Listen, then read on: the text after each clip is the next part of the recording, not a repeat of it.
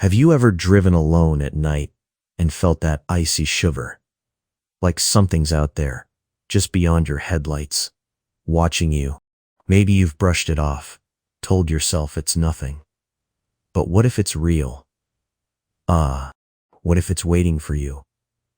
Welcome back to Friday 13, the channel where nightmares don't just live in your head. They crawl out of the shadows and sit right beside you.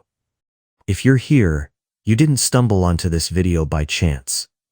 No, you chose this because you're one of us, someone who lives for that heart-pounding rush, that moment when fear grips you and won't let go.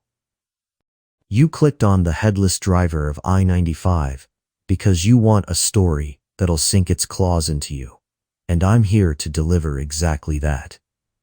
This isn't just any video. This is your video, made for you. The one sitting there right now, maybe with the lights dimmed, maybe all alone. We're about to take a ride together, down a road so dark, so twisted, you'll think twice before driving at night again.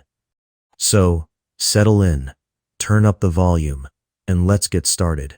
Because on Friday 13, we don't mess around when it comes to horror. Before we hit the gas, let's kick things off with a question that's going to stick with you. A hook to grab you right from the start. Imagine you're driving down I-95, the clock ticking past midnight, the road stretching into nothingness. You glance in your rearview mirror and see headlights closing in. Fast. Too fast. The car pulls up beside you, and your blood runs cold. There's no driver, just an empty seat, or maybe a shadow where a head should be. What would you do? Would you keep driving, eyes locked on the road, or risk a look, knowing it might be the last thing you ever see? Hold that thought, because tonight, you're stepping into a story where that nightmare comes to life. This is Friday 13, and we're here to make sure you feel every chilling second. This is I-95, one of America's longest highways, over 1,900 miles. Of concrete and chaos, stretching from Florida to Maine. By day, it's alive with the roar of traffic, but at night, it's a different beast.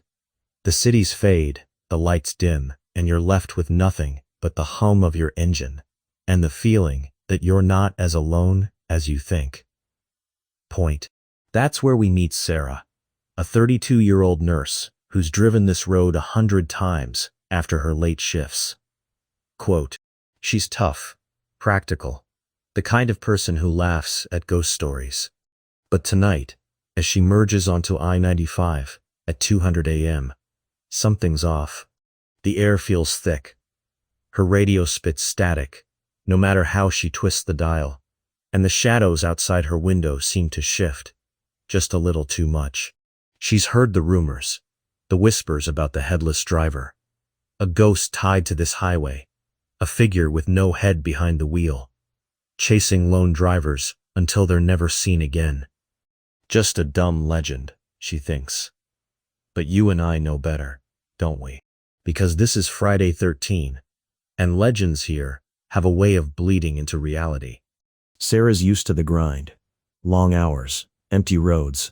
But tonight, the silence presses in harder. She's about 20 miles from the nearest exit when she notices it. Headlights, in her rearview mirror, barreling toward her. See, they're moving fast. Too fast for this stretch of nowhere. She mutters, "Idiot," and slides to the right lane to let them pass. But as the car pulls up beside her, her breath catches. There's no one driving. The seat's empty.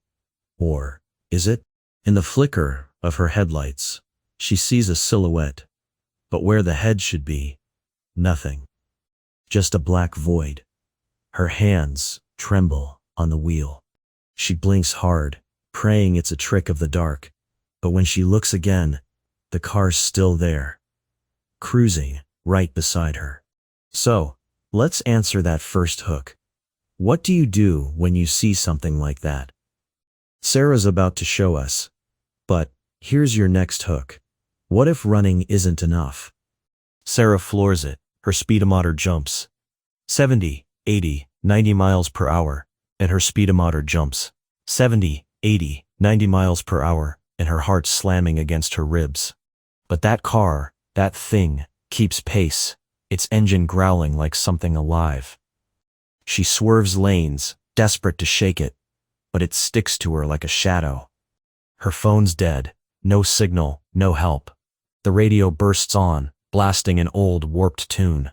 "I've got no head, but I must drive," then cuts to static. She yells, "This isn't happening," but it is, and it's happening to you too, right now. Picture it. You're in that driver's seat, the road endless, that headless thing beside you. Sarah risks a glance, and that's when she sees it. All through the window. A floating head, severed and glowing faintly, its hollow eyes staring right at her. Its mouth twists into a grin, and she feels it, like it's looking into her, like it knows her fears. What would you feel if those eyes locked on you? Sarah's mind races. Maybe it's a prank, a dummy in the seat. But then the head moves. It drifts closer to the window, and a voice rasps through her car. "You can't outrun me." It's not on the radio, it's inside her head. "Join me," it hisses, and she swears the air turns cold, her breath fogging up. She remembers the stories. Drivers who see the headless driver don't just disappear. Their cars are found wrecked, empty, like their souls got dragged somewhere else. Is that what's coming for her? Let's answer that second hook. Running isn't enough, because this thing doesn't just chase, hunt. And here's your next hook. What if it's not alone? Sarah fights the wheel as her car fishtails. The road feels wrong, slippery, like it's pulling her in. The headless driver's car rams her again, and she catches a glimpse of that floating head, now laughing, its mouth stretched wide enough to swallow her whole. She's losing it. Tears blur her eyes. Her screams echo in the car. Then, just as she braces for the end, it's gone. The car vanishes. She slams the brakes, spinning to a stop on the shoulder. She's shaking, checking every mirror. Nothing. The highway's dead silent. She lets out a sob, thinking she's free. But then, a hum starts. Faint, then louder. Headlights flare in the distance, racing toward her.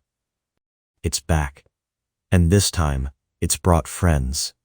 Dozens of ghostly cars fade into view, each with a headless driver, their floating heads glowing in the dark, all staring at her. And maybe at you too. Sarah's story doesn't wrap up neatly. It festers, like the unease crawling through you right now. Some say she crashed that night, her car found twisted with no trace of her. Others swear she's still out there, driving I-95, trapped with the headless horde. The legend grows. Drivers still report seeing a car with no driver, a floating head, or feeling that icy grip on their spine. So, let's tie up that last hook. It's not alone, it's a legion, a nightmare convoy hunting the lonely.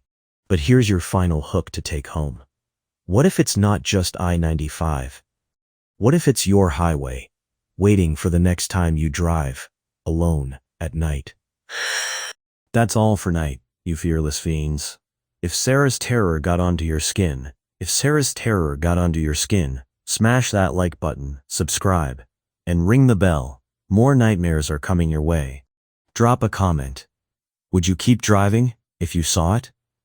Until next time, stay safe, and maybe stick to daylight. This is Friday 13, signing off, though the dark's still out there, watching you.